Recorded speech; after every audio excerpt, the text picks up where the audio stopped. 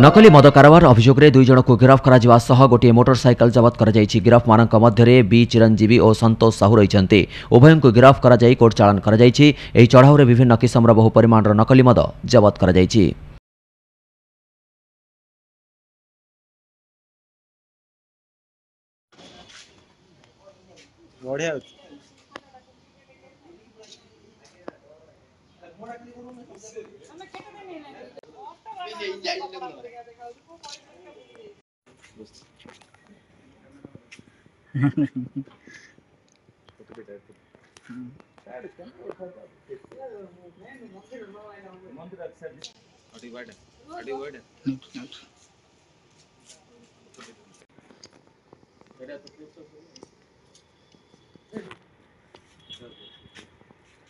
एवं जेहेतु काली समस्त